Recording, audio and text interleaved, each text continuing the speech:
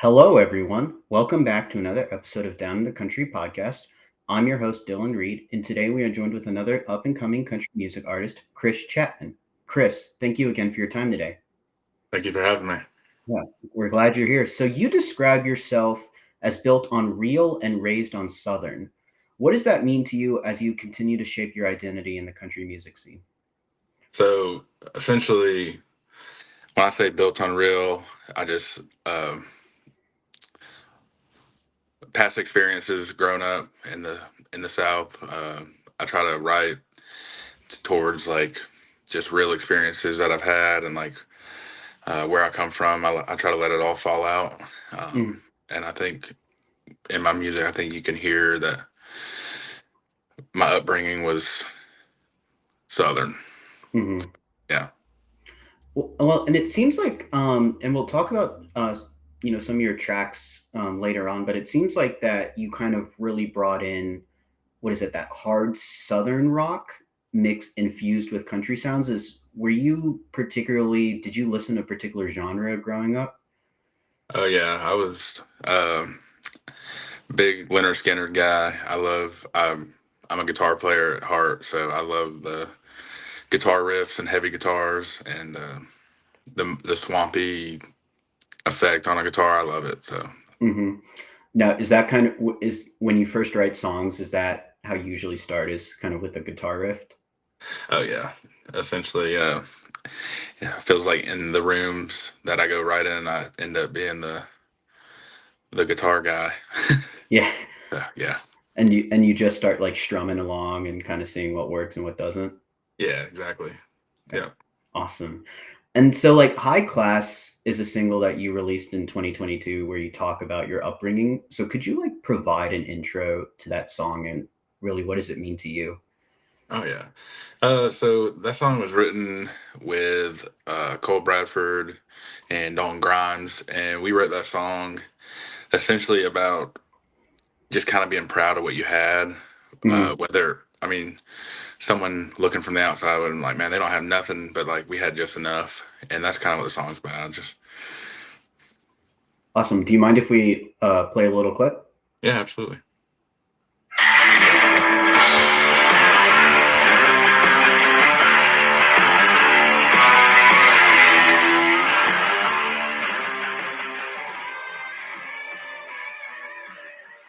Single wide center block, got some lean to it. Square body Chevrolet, got the keys to it. Barbed wire on my arm, a little trailer park charm. Minimum wage work to get the bills paid. Country crock pot, something mama made. Cast iron fried catfish. Living redneck rich. Richard's high class, white trash. It's all good in the trailer hood. Back you sitting at the Saturday. I totally forgot like that uh, Southern country rock kind of style that you have. It also has heavy drums. Oh Totally yeah, forgot to mention that earlier.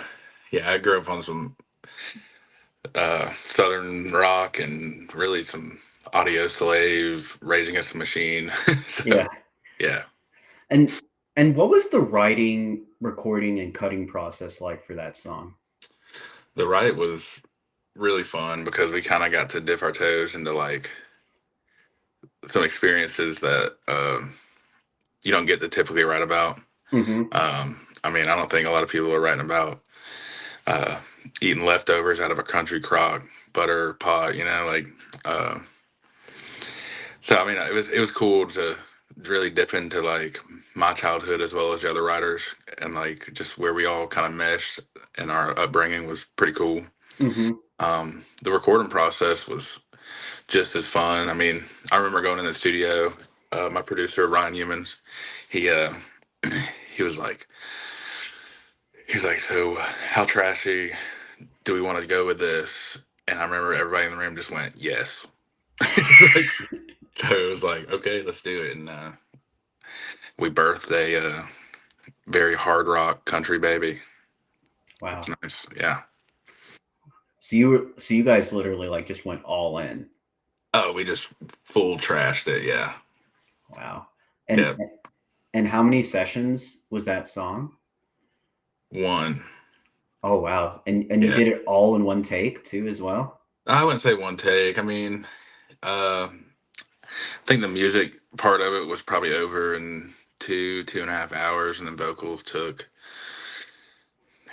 who knows how long, just touching up lyrics and make sure it was right, and then ultimately we brought in another artist who lives in Wisconsin, Mhm. Dirty Prescott. He uh, he wanted to put a verse on there, and I was like, man, it's perfect, you know. And so I sent him the song, and then he sent me his verse back, and we put it all together, and it's beautiful. Wow. Yeah. So And I want to congratulate you because it went from 137 on the country charts to 72 in a relatively short amount of time. yeah, it was pretty. It was my first song to ever do anything like that, and it just shows the support I have. So I'm Mhm. thankful. I'm thankful for it. And were you shocked when it went, when it went up that quickly? I was shocked to see it when it came out on the chart at all, Oh, you know. wow. And then I went to bed, and I woke up, and my buddy was like, "Check this out," and it was well into the top 100, and I was like, "Holy cow!" So I Wow. mean, it's pretty cool. Pretty Yeah. cool experience. Definitely made me feel like bigger than I was. Mhm, yeah. So And is the country chart, because there's multiple, it seems like multiple charts in country music. Is that like the standard one people tend to use? that was the iTunes country charts. Okay. So And they go off of like how many people downloaded or listened to the song. yeah, yeah, like pre-orders and stuff. So pre-orders would be the debut, and then once it was out, I guess people kept buying it and Okay. jumped it up. Yeah, Okay. Yeah, because that's what I've noticed when it comes to people releasing singles, is that the singles tend to be released on a Friday. And is yeah. there a reason for that? I think that's just because that's when stores update their like release playlists and things. Um, I actually just released Trailer Trash on a Wednesday, and that was different. So Hmm. yeah, Yeah. but kind of Fridays are like, I guess, industry standard of dropping the music So it's like Christmas Day, but like every week for y'all. every week. Yeah, so it's pretty cool. And so there's another track that I really liked too as well of yours. It's "Take It to the House." So that's a 2023 single that reached the top 50 country charts. And so, similar to High Class, like, could you provide an intro to that song and kind of what does it mean to you? Yeah, uh, that song is one of the songs. So you move to Nashville to write the best songs you can write, Hmm. uh, and then you write a song about Waffle House, and that's the one. And that's kind of what happened with this. Is so Kevin Moon, um, he is from one city over from where I'm from in Georgia, and we wrote this song over like Skype or FaceTime. So we sat down to write, and he's like, "What you doing?" I was like, "I just got back from Waffle House." He's like, "Bro, I just had Waffle House too." And I was like, "Well," and then we kind of had the idea of take it to the house, and then we are like, "Well, let's make that about the Waffle House," and wrote it in like 15 minutes. It all just kind of fell in, you know. When you write about what you love, it kind of pops out pretty quick. And we Yeah. both love Waffle House, so yeah, that's a Yeah. special song. Yeah. Well, it seems like being from Texas, it seems like the three Southern things, you might have a different list, are Waffle House, Shoney's, and did you all have Love's gas stations in Georgia? Yeah, we have some lows. Yeah, Those are like the three like Southern standards. I don't know what yours are, but yeah, definitely Waffle House, and Waffle House. and Waffle House. Do Yeah. you do you get what is it like? Do you get your like hash browns like capped like all the way and See, now you're exposing me. I get plain old hash browns. I just put ketchup in it. oh, That's all you need. man of simple pleasures. Yeah, Yeah. exactly. So, And do you mind if we listen to a clip of "Take It to the House"? yeah, go ahead. Awesome. How you want those eggs? Scrambled.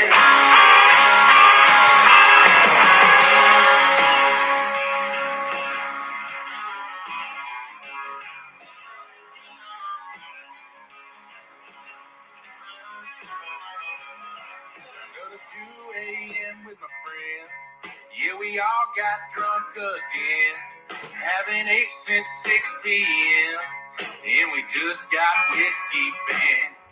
Don't want no burgers and fries. Drive-thrus just ain't our style. Need a little more sunny side to wrap up one hell of a night. Gonna take it to the house. It's my kind of spot. Catch me in here after 2 o'clock. Up in Conway on the jukebox. Hash brown smother covered top. That waitress just called me, baby. I think I love this lady. Got my waffle all buttered up. Yeah, it's pretty similar, I guess, like in high class in the sense that still like that pretty heavy drum beat, but it seems like in this track that you kind of, I don't know if you would call it the inverse necessarily, but it seems like the drums overpower the guitar just a bit. But I don't know if Yeah. that was kind of was that kind of what you were aiming for when you were mixing it? Uh, I kind of just let my producer do the work on it. Me and him we're like locked in, same page. He kind of knows what I'm looking for, and I think we just went with more of like an anthem song. I think we Mm, knew it was kind of going to be one of those things. It was a clip that went viral on TikTok. So we were like, we knew what the people wanted, and they wanted a song they could sing along to. And then, Waffle House contacted us, and we had a big meeting with Waffle House, and they helped us get our song on like their touch tunes, and kind of took us under their wings for the song. They loved it. They were like, "This is exactly what Waffle House is." mm, So, and you guys nailed it. So it was cool. Yeah, yeah, I love the sound effects with that opening of like people like in the diner. yeah. So that was all my producer right there. I will say that he sent the original mix, and it was just like that intro, like bah bah, and then he sent one back. He's like, "Or do you like this?" And he added all that, and that voice is actually him. He just took the pitch and turned it way up to where he sounded like a woman. Yeah, And I was like, "Bro, that is incredible. Keep that. That's awesome." Yeah. So sounds like you have some fun in the studio. I can tell. it's fun when you and your producer click like that. Yeah, it's cool. Mhm. And what was the write like for that song? Short and sweet. Short and sweet. Yeah, it's I don't know, it's I mean, me and Kevin, we write a lot, we hang out a lot, so we're like, I mean, he's probably one of my best friends, and so when we sit down anyway, you never know if we're gonna write a song or if we're gonna write or just hang out, like that was like we were hanging out, but a song just popped up, and it was super nice, man. It was cool. Hmm. And then how was the recording for it? Fun. We got to do uh so obviously it was me, Kevin, Kevin's wife was there, and our buddy Zach. So we got to this one point in the song, and Ryan, my producer, was like, "Let's do some like gang vocals." So we all stood in this room. So at the end of that song, the last chorus sounds like it's just a bunch of people yelling it, but it's really just us four yelling that verse or that chorus like four times, and then he meshed it together to make it sound like we were all like in a Waffle House. So he's a genius. So Hmm. it was really fun. It was fun. It was a fun song to do. Yeah, Yeah, because that song made it seem like you actually recorded inside of the Waffle House. that's what we were going for. Yeah, So, yeah. and then like what was the cutting for the song like for you? Like, was it as fun as you would say like high class, or was it different? Or I think it was different just because it was just a viral song on TikTok. I mean, I went to bed and woke up, and there was 300,000 views and people going crazy about it, and the whole state of Georgia, like the state of Georgia Facebook page, shared the video, and it just blew it up even more. Like, but Yeah, so TikTok, I would think it like maxed out like 300 something thousand, but like Facebook had a couple million, and like people were going crazy. People were mad at us, like oh, because other artists have done Waffle House songs. They're like, you call this whatever. And I'm like, dude, there's plenty of room for more Waffle House songs. Like, oh well, there's always gonna be some haters out there, you know. Yeah, no, Yeah, totally. And that's amazing. Like 300,000 streams on what is it, TikTok, and then a couple million on Facebook in just like 24 hours. it blew up, and we were just under the influence at a Waffle House when we did the video. It's like 3 in the morning, and it was cool. Yeah. Wow. And in relation to High Class, like what did you learn from that single that you were able to build upon the successes that you had with Take It to the House? Something we learned was if you're gonna post a clip of a song that you wrote, make sure you have it recorded already in case it does go viral. Because it was probably 2 months after it went viral before we released it. Because we were like, we weren't expecting it. So Hmm. it went viral. I went and hit my producer. I'm like, hey, he's like, I already saw it. He's like, we need to get y'all in here. And, it's a process. So it's like, it takes a little time. So, Yeah. yeah, I'd say if you're going to post something, just have it ready to roll just in case. Hmm. Yeah. Yeah. Because I swear, it seems like the most successful and the most like creative things tend to be, it seems like a joke, or like you're like, oh, I'll post this, no one's gonna care, and then you Yeah. wake up and all you're like, oh wow, okay, I was totally wrong. Yeah, that's exactly what it was. And when you have like a couple thousand comments saying like release this, you're like, oh gosh. But I truly believe that if we had that song ready to go and it was coming out that Friday, Hmm. I think we could have had at least a top 10 song. I mean, the song's still to this day on the radio back home in Georgia, like all over the touch tunes, jukeboxes at Waffle House, any touch tunes really. And so, I mean, the song still has a lot of listens. And me and Kevin actually were talking the other day about potentially doing a remix and adding like a Atlanta hip hop artist on it. Oh wow. So it'd be cool. Yeah. Maybe we were joking about like Ludacris or something crazy, but we'll see. Yeah. I mean, because that song like went, it reached the top 50. Yeah. So there was still a lot of excitement about it. That's what I'm saying. If he would have, I think in those 2 months, people kind of were like, kind of forgot about it a little bit, but I mean, it still did really well. So I can't really complain about it. Yeah. I mean, just even going from 72, 137 for High Class to 72 for High Class to 50 for Take It to the House, like that's wild within a Yeah. year. Yeah. I mean, I'll take it. That was a good year for me. Yeah. Yeah. And then, so Trailer Trash, which you touched on earlier, is your latest single. And could you provide um, an intro to that song and kind of what it means to you? Yeah. Uh, so that song, I think, was 100% off that guitar riff. So me, Jimmy Snips, or Jimmy Cuts, as we call him, and Cole Bradford sat down. We wrote that, and well, me and Jimmy sat down one day and wrote it, started it. So I had that like little guitar riff, and I had the idea of like trailer trash. Jimmy was like, "No, we should talk about getting trailer trashed," and just kind of you got to listen to Jimmy. Yeah. Once his mind gets rolling, dude, it's like it's either gonna be the greatest thing you've ever heard or not. And there's no in between. And like the way he was saying it, I was just like, oh my gosh, like we're about to write a song. He's a genius. He's literally a genius. And so we started the song, whatever, and then we had to write with Cole like a week later, and we kind of finished it up. And it's a really fun song because I think everybody's been there on a. You kind of got to wake up the next day and put the pieces together about what happened last night, and so I mean, I know I've been there. I'm sure a lot of other people have. So yeah, Yeah, totally. Do you yeah. mind if we listen to a clip of this song too as Go well? ahead, please.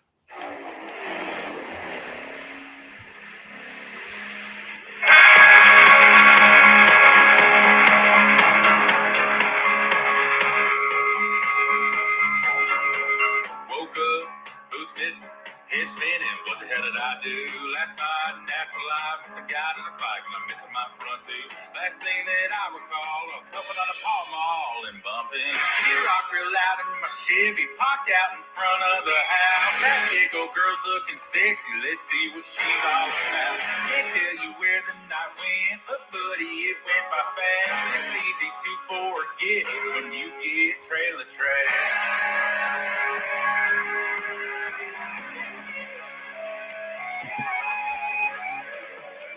Pulled up, pumped in, ATM, where I'm headed. That first of the month came in, go tell your friends. We all about to get it. Got a little more money to spend. Shout out to the government. I'm bumping.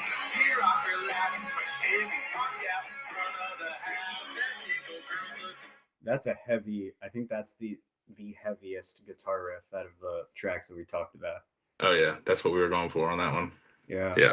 and I really liked how you with this song, you built the song around the riff, but then you kind of had the bass drum that was kind of Oh, yeah. like that anchor. Yeah, like I think that riff and just the kick drum was like, I mean, it kind of like consume, like it like gets you and like consumes you, so you're like locked in. Like I think Mhm. it's like, yeah, I think it's, I don't know, it's like a good, yeah, it kind of just draws you in. It's a good little tune right there. Yeah. Mhm. And specifically, it sounded like when I listened to this track that you were trying to um, showcase kind of your underdog personality in the song. Was that really kind of what you were trying to get across? Yeah, I think, in a sense, I think it's like a feeling of like, I don't know. That's a good question, man. It's like a power. I don't know, like you're a strong. I don't know. I don't know how to describe it. I guess when you're drinking, like you kind of feel invincible. So I Hmm. feel like that's what I was kind of going for. Like, because when you were drinking last night, you were probably the man of the hour if you did it right. You know what I mean? And that's kind of what the song was about. Hmm. Like you did some crazy stuff. You're just trying to figure out how you got where you were. Yeah. Yeah. I mean, it's the song sounds like it could be like a good like workout song, like a running or a weightlifting song. Oh yeah, yeah. I got that on my gym playlist for sure. Yeah, I was like, I'm ready to go. Like I mean, if you're gonna go watch the Titans play or something like that, like, Dude. If you watch the Titans play, you got to listen to like Celine Dion because it's just gonna let you down and be sad. Yeah. or I mean, to take it back even further, like the Houston Oilers. Oh yeah, yeah. That was embarrassing for them. Yeah. I still think you can get like the old retro like 1990s Houston Oiler jerseys. I haven't seen the Titans wear them in a while, but like I They remember. wore the Titans. They wore them a couple weeks ago when they played Houston, and Houston drug them. Like that was so embarrassing for them, man. Yeah, Yeah. no, and but yeah, no, I'm looking forward to how that new stadium is going to look though. Oh yeah, it's gonna be cool. Except like I don't know, Nashville's getting so overcrowded and there's construction everywhere. It's crazy. Yeah, and it's like I've from what I've heard from people, it's kind of like a mini Atlanta now when it comes to traffic. Dude, we call it mini LA. Mini LA. Yeah. Everybody from California moved here, so oh well, No state income tax. I know that's the best part, I guess. But And yeah. so, going back to where you're from, so you're from Widener, Georgia. And so could you just talk about Widener and kind of what it is and how is it represented in your music? So Winder used to be a small town. It's not very small now. I mean, it's still kind of small, but there's like movie theater and Target and stuff now, so it's kind of growing. But Winder has kind of this. and I don't know if this resonates to like how I turned out, but like it's a very underdog city. Mhm. Uh, if you tell somebody you're from Winder, you know, they're like, "Are you sure you want to tell people that?" You know, and it just doesn't have a very good reputation. Um, so, I mean, I'm proud to be from Winder. I love to represent it. It's my home. It's where I met my best friends and grew up and all that jazz. And uh, yeah, it just as the state of Georgia, you say you're from Winder, and they're like, "So this guy is not anything." It's pretty much the feeling you get when you talk about being from Winder. But Yeah. Well, and you're from the state that border you're close to the Tennessee border, right? yeah, yeah. So I mean, the country music scene in Georgia is huge. Mhm. I mean, there's a lot of artists that come out of Georgia, uh, like an endless amount of artists, country, rock, anything, hip hop, like and so I mean, I don't know if it's just because of the experience of living in Georgia that makes good music, but there's some good music in Georgia. So I think I mean, non-biasedly, I think Georgia holds the crown. But probably can't say that, but I did. Now, is there like a particular style in Georgia that, like, when you listen to a song or an artist, you're like, that person's from Georgia? I don't think there's a particular style.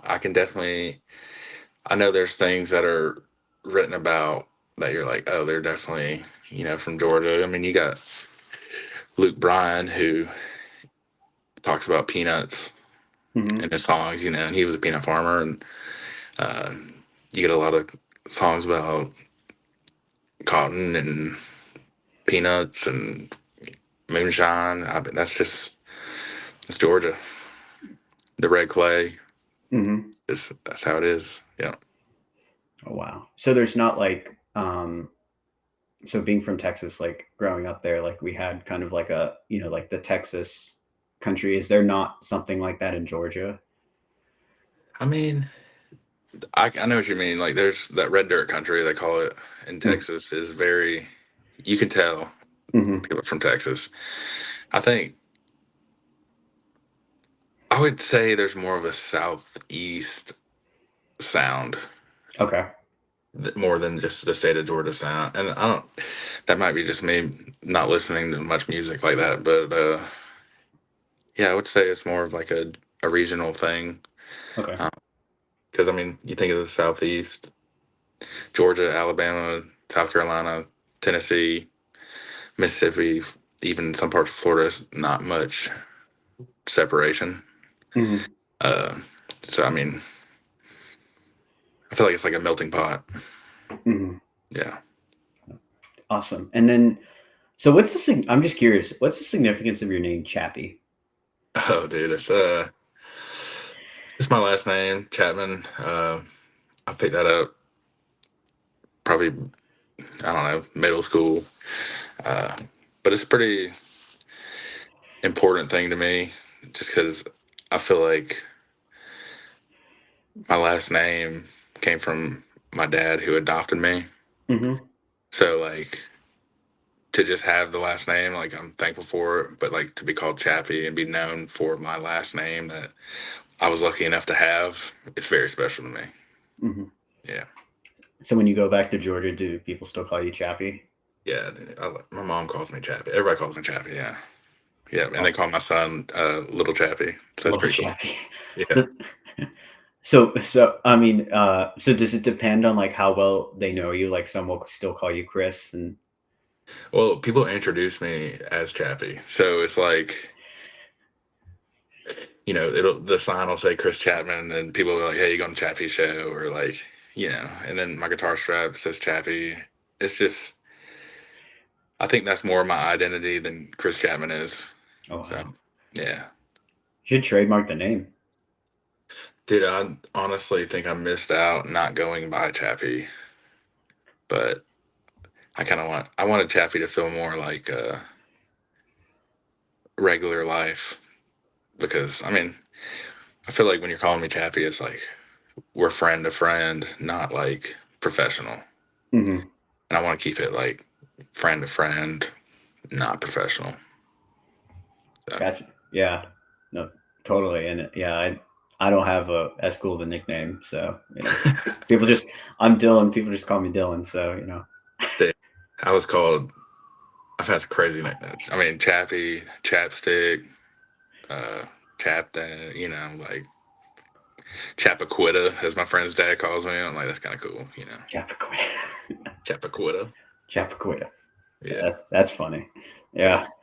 And so you also have a lot of accolades. So and ranging from 2019 Georgia Male Artist of the Year to 2023's top 50 single "Take It to the House." So how do you remind yourself that you're still that same person from Widener, Georgia? That's all I know. Uh, so I feel like I'd carry around Wander everywhere I go. Uh, I write a lot of songs about my hometown because I know like this. I think it's more of like a pride thing. Um, I don't ever want to be the guy that forgot where he came from, no matter where I end up. I mean, I could end up back in Winder. You never know, and like, and that's nothing wrong with that. I'd love to do that, but yeah, I think it's more of a I want to make my town proud, so I kind of hold it close to me. Hmm. Yeah. Awesome. And so, us talking offline, I learned about that you're a big sports fan, Oh as yeah. as I am too, as well. So your wife, you were telling me, is a big Georgia dog fan, but Yeah. you're a War Eagle. So, Yeah. I mean, how does that work? It doesn't. We pull for Georgia. Yeah, I Yeah. mean, Auburn has just been awful the last couple of years. We're a basketball school, man. We're number one in the country. Yeah, but football is a different story. We'll get back to it. Yeah. We'll get back to our football glory one Yeah, day. yeah, but like, I mean, it's amazing. Like in your backyard, we're Knoxville. Like their baseball is like amazing. So is like Vandy's and Oh yeah. Yeah, definitely. But we can't root for Tennessee, man. We've lived in Tennessee for 3 years now, and we still can't even look at that color orange. It's not. It doesn't work. Yeah, no Rocky Tops. dude. I've been asked to play Rocky Top so many times, and I just can't do it. Oh wow, Yeah, is that where you draw your line in the sand? No Rocky Top. money in the tip jar will make you probably sing some Rocky Top. Yeah, But never know. yeah, no, but I gotta ask, are you like, then what's your Titans fan? I'm assuming, or Falcons? I'm actually a Ravens fan. I've always kind of like the Ravens. Kind of big Ray Lewis, Ed Reed. Uh, Growing up, like they were like the mean the mean guys in football, and I don't know, I was always kind of drawn to that, and it doesn't suck to be a Ravens fan right now either. So Yeah. yeah, As I'm not a Ravens fan, but I do love Lamar Jackson. He has so much the, potential. him and Derrick Henry, like they're dangerous, and I love watching them play. They're fun to watch. Yeah. But I do root for the Falcons too. I just tough to watch them as well, Yeah. But Well, they had a good quarterback in like Matt Ryan for so long, and for some strange reason, and I don't know like they just couldn't get it done. yeah, Atlanta has a problem with they can't leave well enough alone. Specifically, I'm talking about the sports teams. I mean, Atlanta's whatever. We'll talk about that something else. But like you think of the Braves, it's like they've only got like I think they posted something the other day. They only have like 4 players left from the team that won the World Series just a couple years ago. Like everybody's gone. Hmm. It's like the Falcons do the same thing. They're always moving people around. Uh, I don't really keep up with the Hawks too much, but it's like why can't we just build a team and Hmm. let them ride out for a couple years? Like instead of getting rid of everybody. But Yeah. Go Braves. Yeah, I'm always a Braves fan. So yeah. Reminded me. Do you remember the hockey team, the Thrashers? yeah, the Thrashers. Yeah, That was like an old. That was like I think they moved out of Atlanta at least like 20 years ago now at this point or something like that. yeah, yeah. That they did. But there's a new hockey team in Athens now called like the Rock Lobsters. I think that's what they're called. Yeah. So we got hockey back, I guess, a little bit. And it's a what is it? It's like a minor league hockey team. Yeah, it's like a minor league team. Okay, Yeah. awesome. I would have never expected Georgia to be a hockey state. Hockey.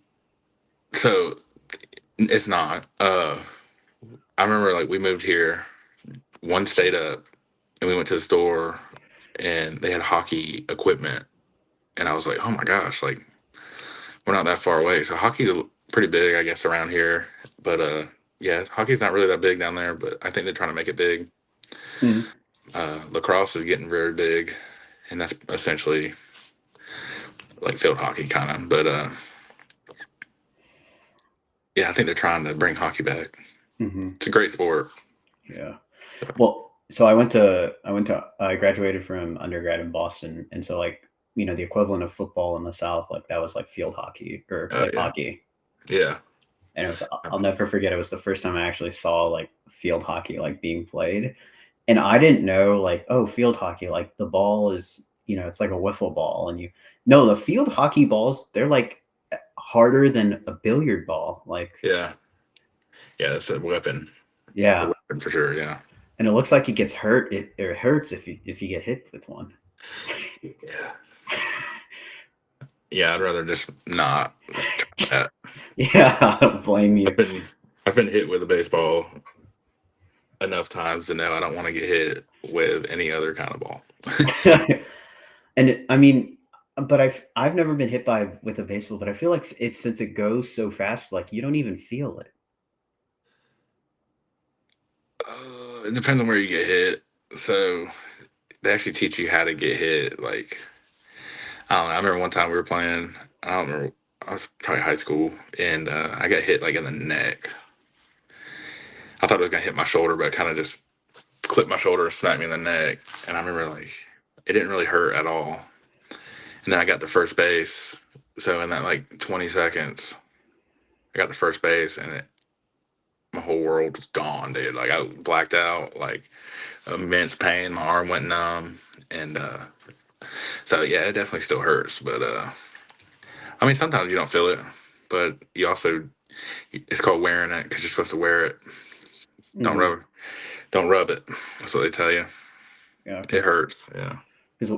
is that because like when you rub it, it like you actually spread the pain out more? I'm not sure why they say don't rub it, but that's all you want to do is just rub it. Okay. Yeah. Kind of it's I mean it's like the fastest baseball I've ever seen thrown. I think I was watching a clip of a Chapman, and this was a long time ago, and I think he threw it at like 105, 106 or something like Oh that. yeah. Yeah. I've never been hit with one that fast, but I definitely probably 90, 92 Yeah. been hit. And that, I think once it gets past a certain speed, it's just going to hurt the same. Yeah. Well, what is it like the saying I've heard is that if you blink and if a ball's going 95, you basically missed it. Yeah. Yeah. You don't have, yeah.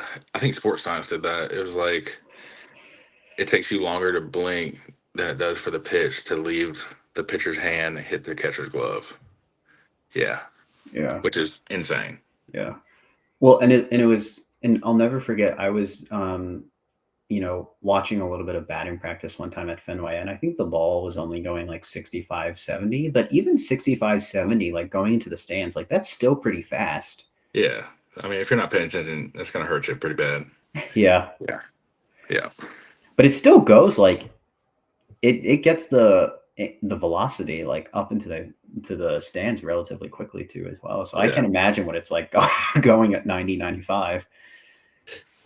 Yeah. It's tough, but Yeah. But good.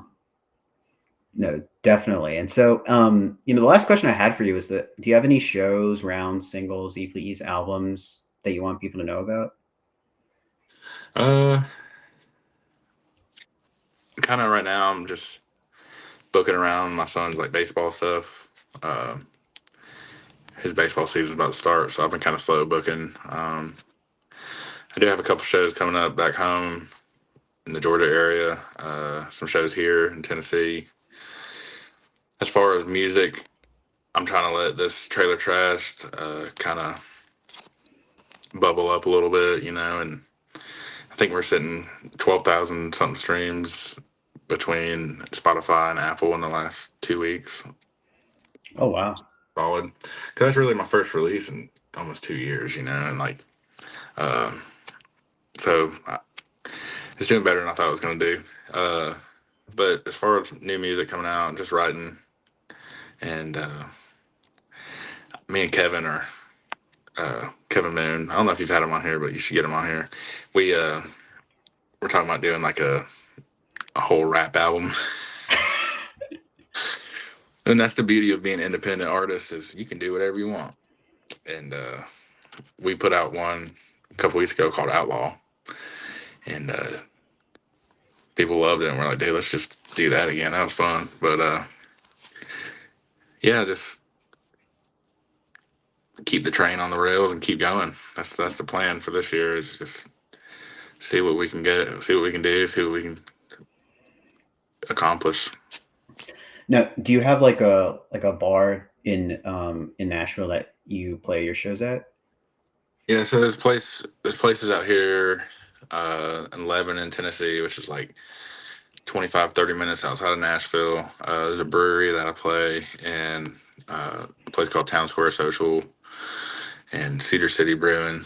And then I play some Broadway shows every now and then, but that's mostly it. Other than that, I'm on the road, either Georgia, Alabama, Mississippi. Uh, I'm trying to branch out a little bit more this year and try to get down to Florida. Um, Maybe start going north a little bit.